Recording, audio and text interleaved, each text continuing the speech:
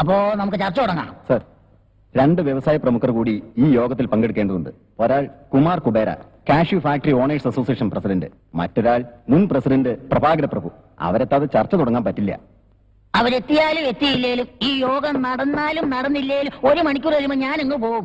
എനിക്ക് തലയോലപ്പറമ്പ് അവിടെ ഒരു തറക്കല്ലിടാനുണ്ട്.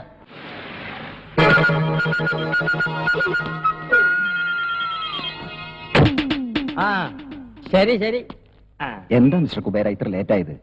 സ്വപ്പം താമസിച്ചു, അതുകൊണ്ടാണ് ലേറ്റ് ആയത്. എങ്കിൽ ചർച്ച ആരംഭിക്കാം. പ്രഭാകര പ്രഭു കൂടി എത്തിക്കോട്ടെ. ആ കൂതറ തെണ്ടി വരണവരെ കാത്തിരിക്കാൻ എനിക്ക് വയ്യ. പ്രഭാകര പ്രഭു പണ്ട് ബസ് സ്റ്റാൻഡിൽ അണ്ടിപ്പരിപ്പേ എന്ന് പറഞ്ഞ് കശുവണ്ടി വിട്ടോണ്ടിരുന്ന സമയത്ത് അവന്റെ പേരിലൂടെ പ്രഭു എന്നില്ലായിരുന്നു, വെറും പ്രഭാകരൻ എന്നായിരുന്നു. വാ ശരി തന്നെടേ. ഞാൻ 10 പൈസക്ക് അണ്ടിപ്പരിപ്പുകൾ വിറ്റ് നടന്നിട്ടുണ്ടേ. അന്ന് എന്റെ കൂടെ നീ ഉണ്ടായിരുന്നല്ലേ കാച്ചിലിട്ട് വിൽക്കാൻ. കുബേരയായിട്ടല്ല, കുമാരനായിട്ട്. നീ എന്നാണ് കുബേര ആയത്?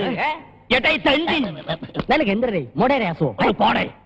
സാറന്മാര് കേക്കണം കേട്ടോ. പറയ്. ഒരു പാതി രാത്രിയിൽ മലബാറിൽ നിന്ന് വരണ ഏതോ ലോറിയിൽ അണ്ടിച്ചാക്കും പ്രതീക്ഷിച്ച് അടിവാരത്തിലെ റോട്ടിന്റെ മൂലയ്ക്ക് നിന്ന് നിനക്ക് ചാക്ക് മാറി കിട്ടിയത് പൂത്ത പണച്ചാക്കല്ലേടേ. അന്ന് മുതലേ നീ കുബേരയായത്. അത് പാതി നക്കാൻ നിനക്കും തന്നില്ലൂടെ? അന്ന് മുതലല്ലേ നീ പ്രഭുവായത്? തെണ്ടിത്തരം പറഞ്ഞേ. നീ പോക്കത്തരം പറഞ്ഞ ഞാൻ തെണ്ടിത്തരം പറയും. നിനക്കെന്നെ അറിഞ്ഞൂടാ, നീ കൂടുതൽ ആളാവില്ല കേട്ടാ. അയ്യോ, ഇത് അസംബ്ലിയേക്കാൾ മോശമായല്ലോ.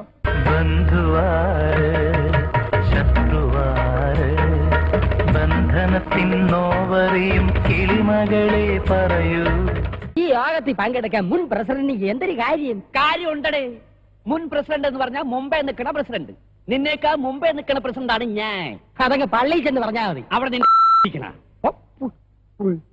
ഞാൻ ഈ യോഗത്തിനായി നീക്കി വെച്ചിരിക്കുന്ന സമയം കഴിഞ്ഞിരിക്കുന്നു.